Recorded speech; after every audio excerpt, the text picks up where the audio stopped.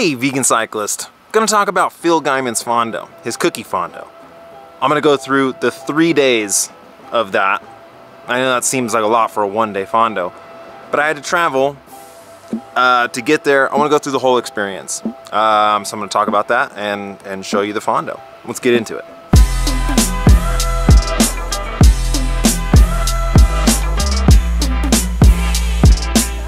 Alright, so I've done a few like centuries before, never any real thing that's classified as a Fondo. This was technically my first Fondo. So I was looking really forward to this cookie Fondo. It's gonna be a ton of people that I've never really ridden with before, and you know, the sights and the scenery and everything is supposed to just be off the chains. But I live about 5 hours from where the Fondo is taking place. So I had to leave Friday night. So we made that, you know, 4.5 hour trip down to SoCal. We were staying in a hotel. It was like the cheapest hotel I could find that was as close to the start of this Saturday ride, because there was kind of 2 rides.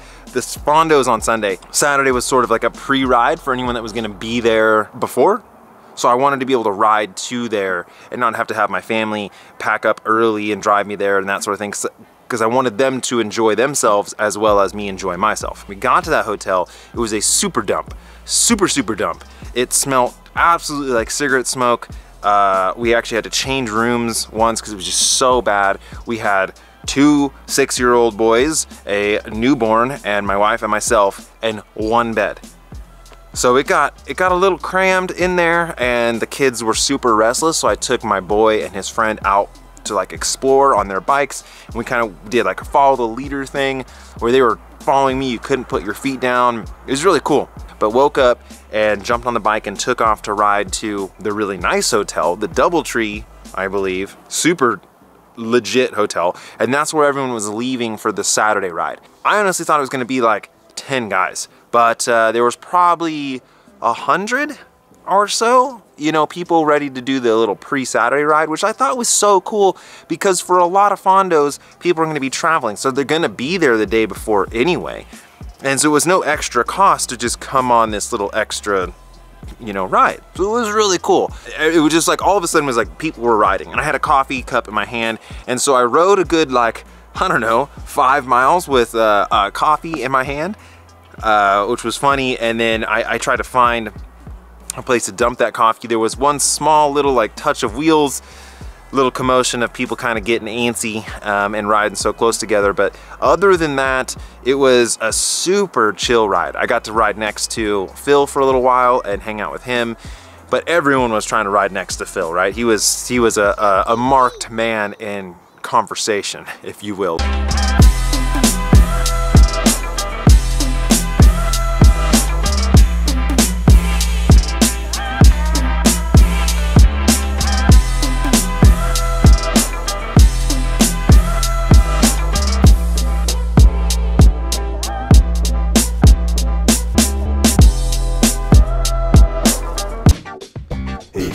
Let me pump your tires.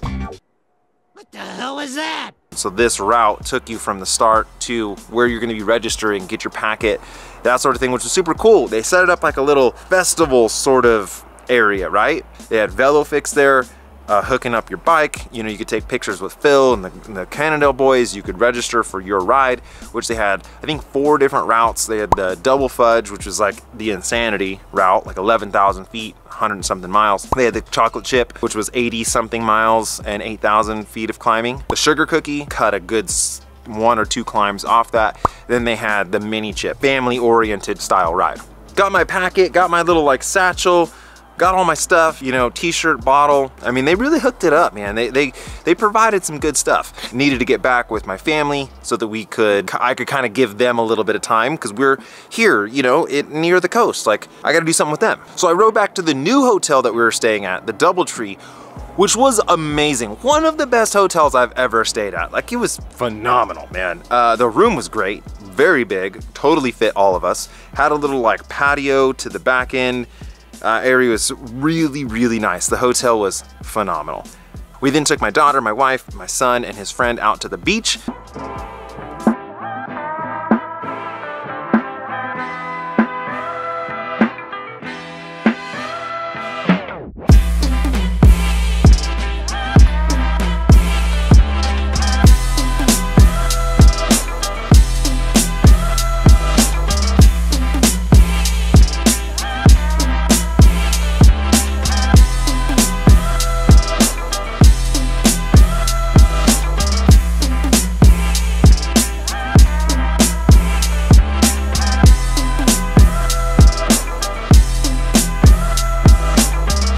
we went back to the hotel so I could get ready, get all my stuff kind of lined out. They had a couple different numbers for you, like a number for the front of your bike, a number for the back of your bike, a wristband. I just put the little thing on the very back of like the seat post, tried to make it look super pro, like a little number sticking off the back, and then threw my wristband on. So the morning of the actual event, the actual Fondo, I had to gather up my family, my 2 6-year-olds, my daughter and my wife, cram them into a car and get on the drive towards the airfield, which was a really pretty drive. I'm kind of a little bit freaking out though, because I'm trying to eat some breakfast, some oatmeal. So we pull up to the start, and it was like supposed to start I think at 8, and I was there at like 8:02, and I'm seeing everyone leave, like they're hitting the road and they're taking off. So I frantically just jump into the line. So I didn't actually start at the official start point. I just jumped into the group where I could, and we then just started riding out to the first climb.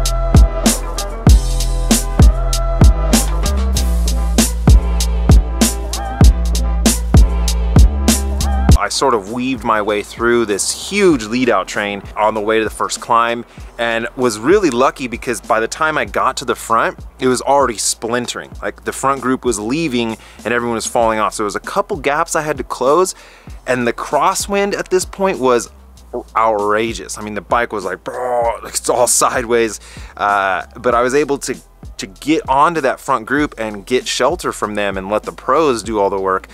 So I feel like my experience of this ride might have been a little bit different than others, because if you got split off and you were solo going into that first climb, like not only were you battling really steep hills, but you were also battling some crazy crosswind. This very first climb, I did a full video on this climb in and itself, but it was pretty fast. Guys were really trying to go for it on this thing. I stayed up as far front as I could, almost popped, but we got over the top. Other people were like walking their bikes on this section. It got really steep, got up to about 17%. I dug deep, I stayed into the front, got over the top with everyone, got over the top with Phil and just the front group. I was gonna try to ride with the front group as long as I could. So everyone was pretty much chill and riding very, very relaxed once we got over the top of that climb. But then we hit a second little riser, and then I was sort of on the back, not really paying attention, and gaps started to open up on this little riser. So then I had to close down these gaps. Actually got gapped off the front group right over the top of this like second little riser. And so me and 2 or 3 guys were just full on race mode.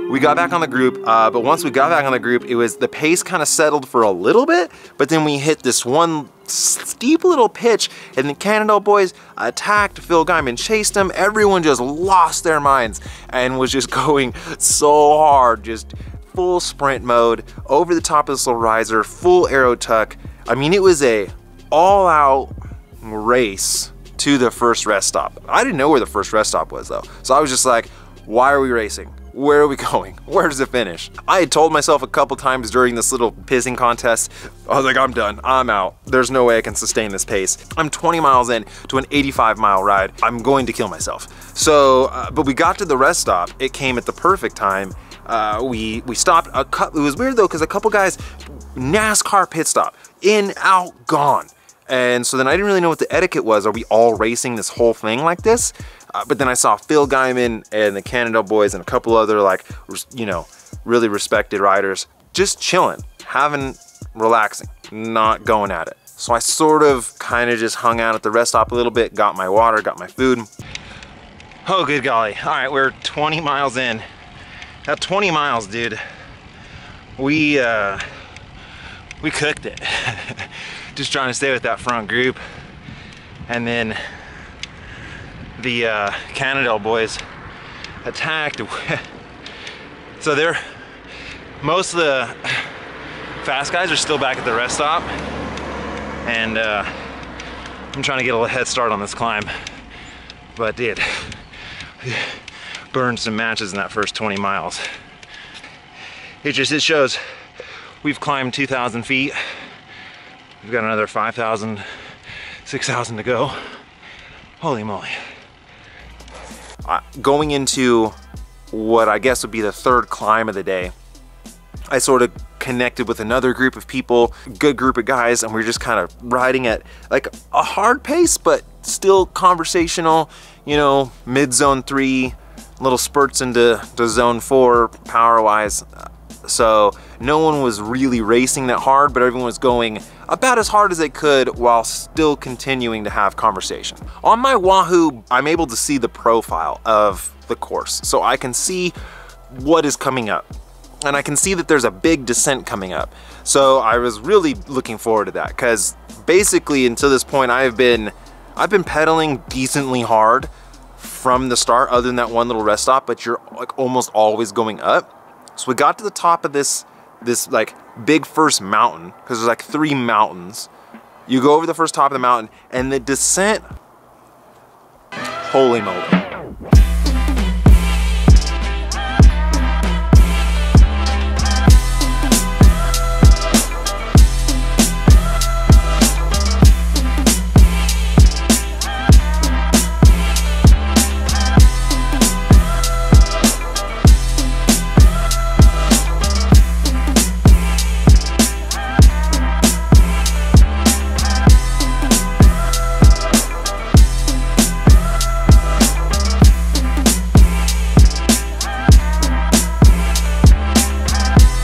Got to be one of the top 3 descents I've ever done for sure. That was so fun.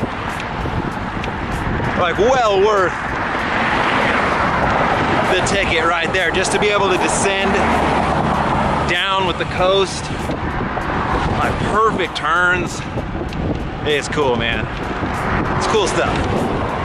After that descent, it spits you out right onto the road that goes near the beach, like right on the coast. And so then we all sort of grouped up, kind of just rode together there. People were pace lining it, and I was just sitting in. I was like, I'm not gonna do any work. I am tired, and I know we've got a lot more to come, and I don't know how fast you guys are gonna go. So I kept it reserved, and then we turned up the second mountain, and they sort of hit it harder than my legs were ready to hit it. What was funny is that we were all riding together, going good. Seemed like they're having no issues, or I'm starting to teeter on complete and utter explosion. So then one guy would start talking to me about being vegan and how he was vegan once, and you know, it wasn't great for him, and talking to me. But he's talking so clearly and crisp and not hypoxic, and then he's trying to talk to me about being vegan, and I am like trying to compose myself, you know, get good, and then go, well, I really believe that vegan is the proper lifestyle and it helps me perform. Pass that question back to him, and then you like try to recover, because how I can't you can't be asking me about being vegan and then me exploding into pieces and getting dropped as he's talking to me about it, right? So I had to stay with them to the top of that climb, which then was the second rest stop. Came at a perfect time because I was completely out of water, completely out of food. And I was really hoping we were gonna take a long break, because until this point, I think we were maybe 2 hours into the ride, 2.5 hours into the ride, and I had only stopped for maybe 5 minutes. So what do you think so far? We're halfway done. Yeah? I just want some food, man. Just want to kick my feet up, just relax, be nice. They also had some vegan cookies there, which I didn't really know about until the very end, actually. I should have asked, but I didn't have a cookie because I didn't think they were vegan, and I didn't want to ask. I don't want to be that guy that's always asking, so I just didn't. While we were stopped there, Phil and the Canada boys came up, and I looked at their times on that segment, which was like 6 minutes faster or something on that climb. So they were hauling balls, which means that if I had waited for them, I would have gotten dropped right away. Holy moly, all right. Second rest stop. There's always no one behind me because I like ride off while everyone's at the rest stop so I can vlog to myself and not look like a total doof. It's so pretty up here. Like huge canyons.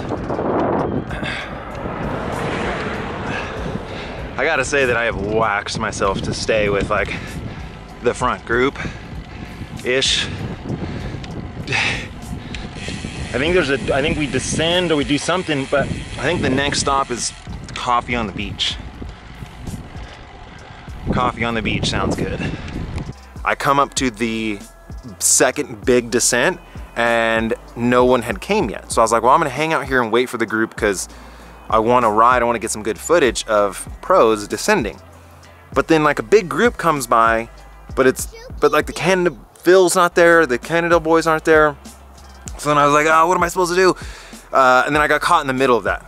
The big group went ahead down this descent, just smashed the descent, and then I was in the middle, and then Phil and those other guys were behind me. So I was just like solo, pretty much for the rest of the ride at this point. Now, Phil was talking about cold brew, cold pressed coffee on the beach. I was looking forward to that since pedal stroke number 1. And so I was thinking, well, I'll just go down this descent, which was an awesome descent, very fun. Not as scenic as the first one, but still great. I'll go down this descent, we'll all regroup at this coffee stop. And I guess I just completely blew past it. I didn't know where it was gonna be, completely blew past the coffee stop and turned back up for the third and final mountain. All right, so we're on the last climb and I am donezo.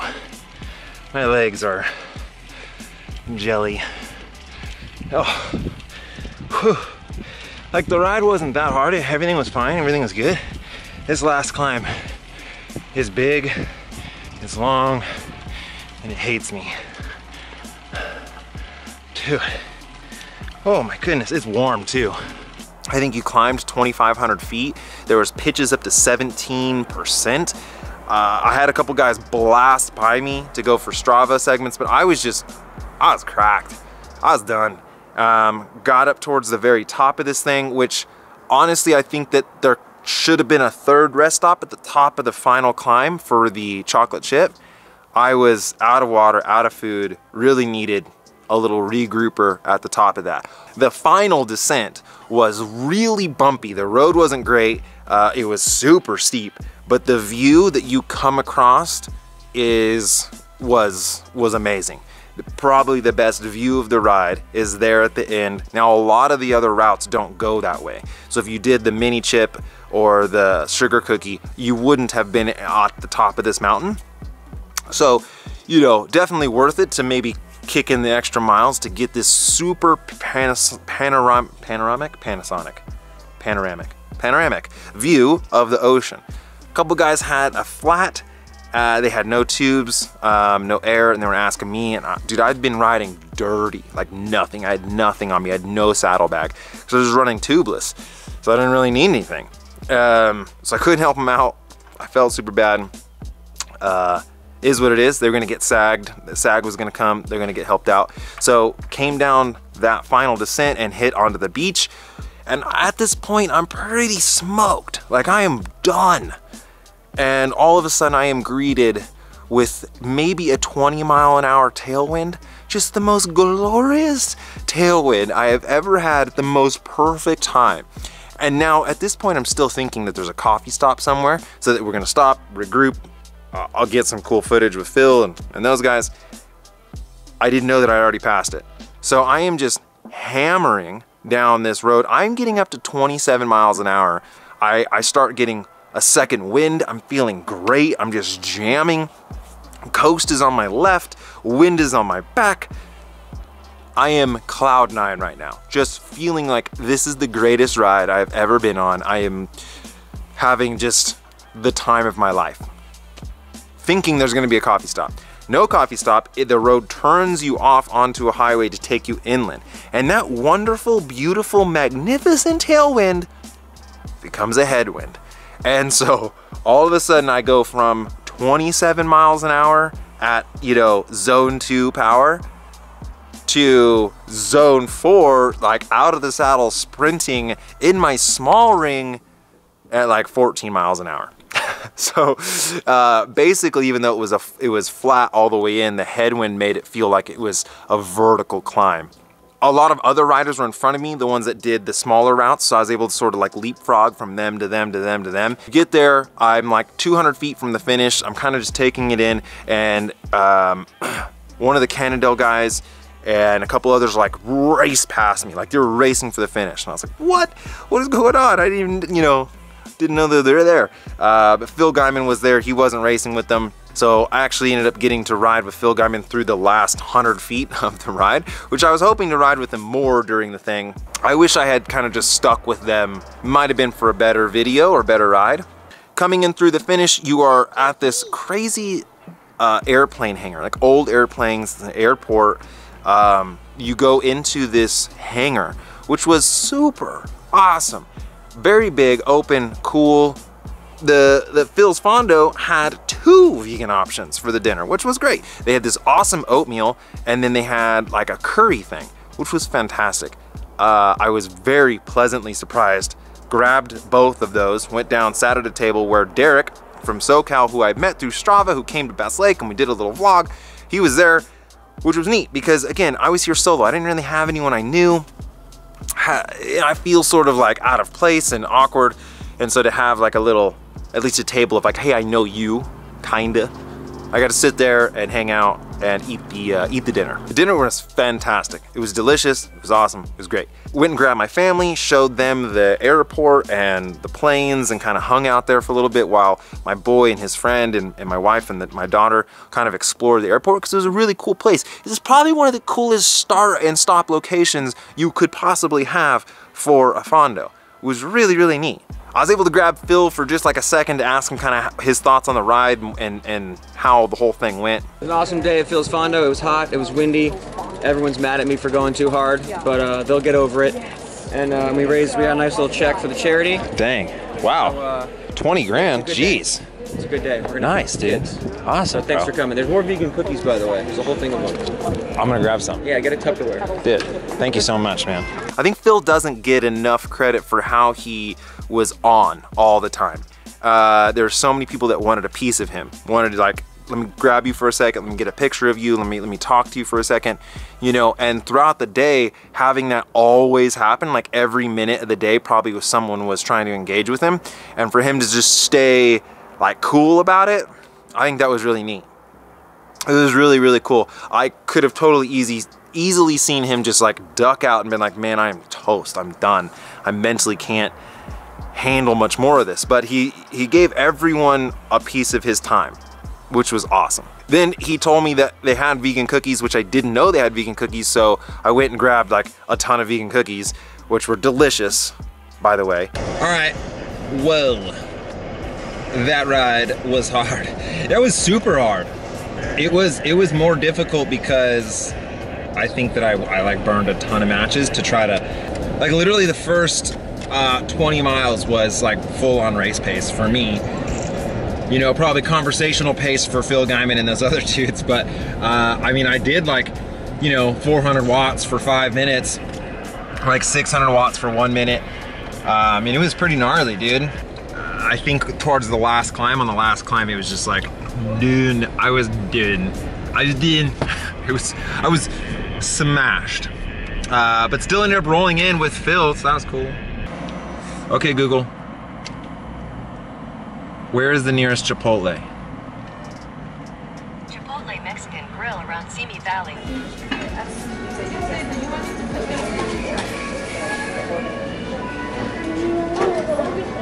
I think the day before, the Saturday ride, having a ride before the Fondo was such a great idea. Really enjoyed that. Kind of made me feel more connected to the community since I was kind of just going there solo. But lots of great people, put on by a great guy, and the vegan options. I know that's not a thing for most people, but to have vegan options at the rest stops that aren't just like an apple, to have vegan dinner, like that's cool. That's awesome. To me, that makes it super worth it.